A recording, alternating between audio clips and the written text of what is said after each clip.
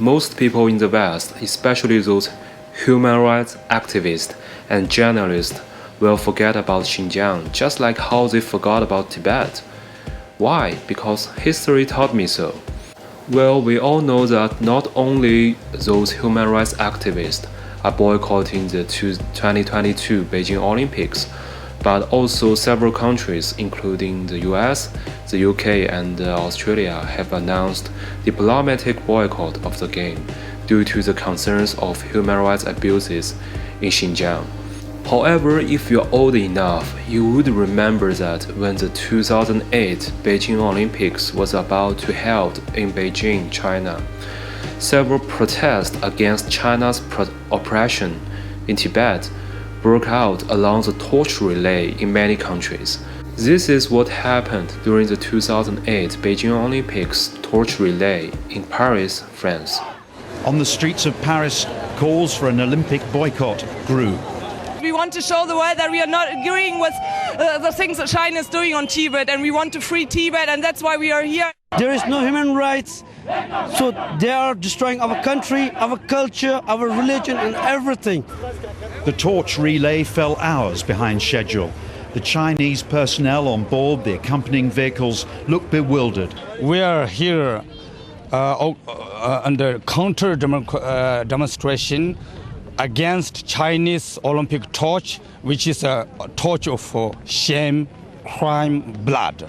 Because the Chinese authority, communist government, exercise military crackdown against Tibetan civil population, which reclaim only freedom and justice. Now I'm going to show you more pictures of the protest. Some Tibetan protesters were trying to grab the torch from a disabled Chinese torchbearer. Many Tibetan freedom fighters were waving banners like the Genocide Olympics, Stop Genocide in Tibet, Tibet going to be another killing field, etc., while holding horrific pictures to make you believe that crimes against humanity or even a genocide was taking place in Tibet and the Beijing Olympics should be boycotted. Other than that, I also found some very interesting news reports regarding Tibet before the 2008 Beijing Olympics. Top US politicians calls for Tibet inquiry. In March 2008, Nancy Pelosi, who was the US House Speaker at that time also, visited Dharamsala, India to meet Dalai Lama, the Tibetan spiritual leader. The visit came a day after the Dalai Lama expressed fears that a lot of casualties may happen as a result of protest and appealed to the international community for help. Pelosi called on the global community to denounce China, calling the crisis a challenge to the conscience of the world. If freedom-loving people throughout the world don't speak out against China's oppression in China and Tibet, we have lost all moral authority to speak on behalf of human rights anywhere in the world. Well, that is not the end of story. Let's look at another interesting piece of news. House members urge Bush to skip Olympics. The call follows comments from House Speaker Nancy Pelosi, who earlier said Bush should boycott the August 8 opening ceremony. President Bush has said he intends to meet China's president during a trip to see the Olympics. Bush didn't elaborate on what issue he might bring up, but his administration has accused China, a major US trade partner, of human rights abuses. In a letter, the House members, 14 Democrats and 1 Republican, pointed out to China's crackdown on anti-government protesters in Tibet. They urged the president to reconsider his decision. It would be clearly inappropriate for you to attend the Olympic Games in China, given the increasing repressive nature of that country's government. French President Nicolas Sarkozy said he may skip the opening ceremony. German Chancellor Angela Merkel said she will skip the Olympic Games. Britain's Prince Charles said in January he has no plan to attend the ceremony. However, guess what?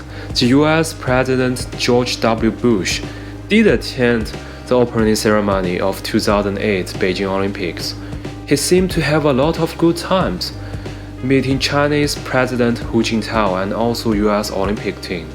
Do all of this sound familiar to you? Well, if you replace Tibet by Xinjiang, this is almost exactly what is happening now. First of all, so-called human rights activists and freedom fighters protest against human rights violations and even a genocide taking place in a minority area of China. Even more interesting is that those overseas Tibetan activists, they are joining their Uyghur brothers and sisters to end a genocide in Xinjiang instead of a genocide in their homeland this time. Secondly, the US government officially condemned China for its human rights abuses in a minority area. This time, they took another step further to impose sanctions on that minority area by banning its products.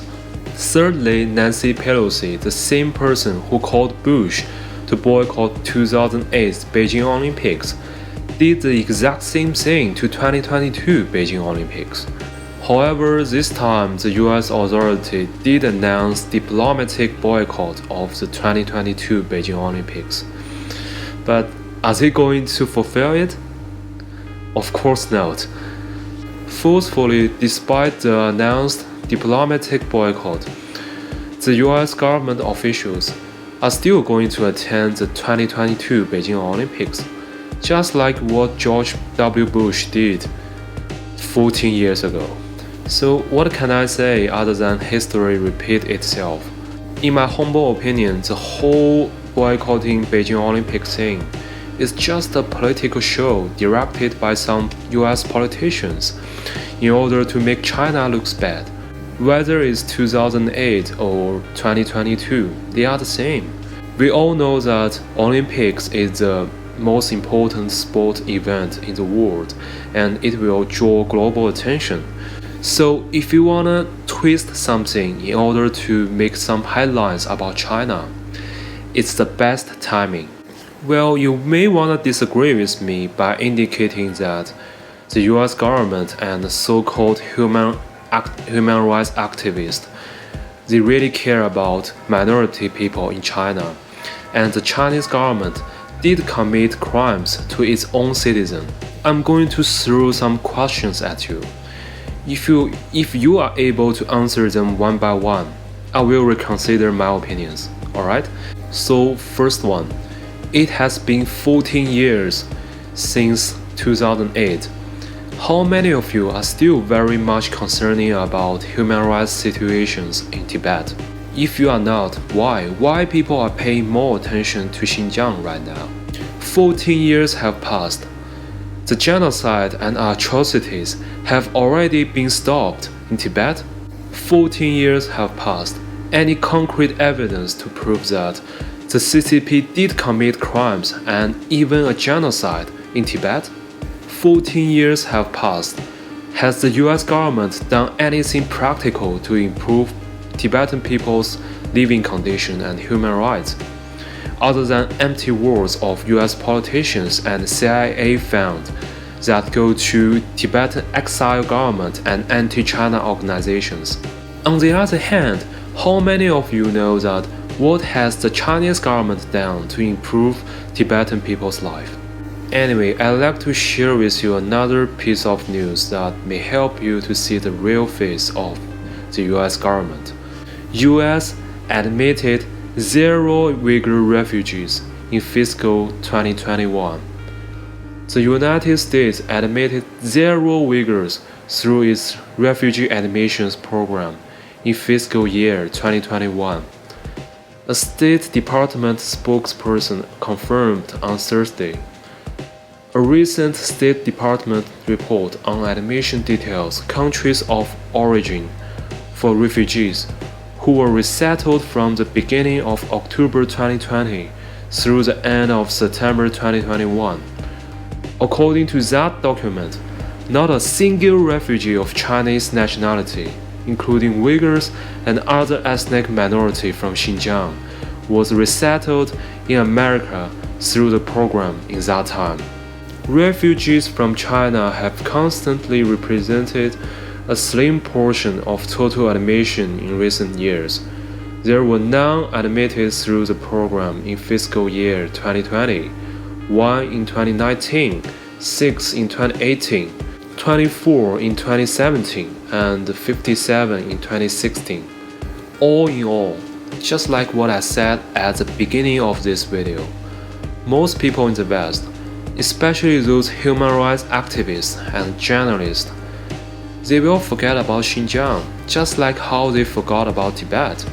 Why? Because both Xinjiang and Tibet, they are just tools for anti-China propaganda. Once they are useless, they will be gradually abandoned by those hypocritical US politicians, Western medias, and their audiences. So, it's time to wake up.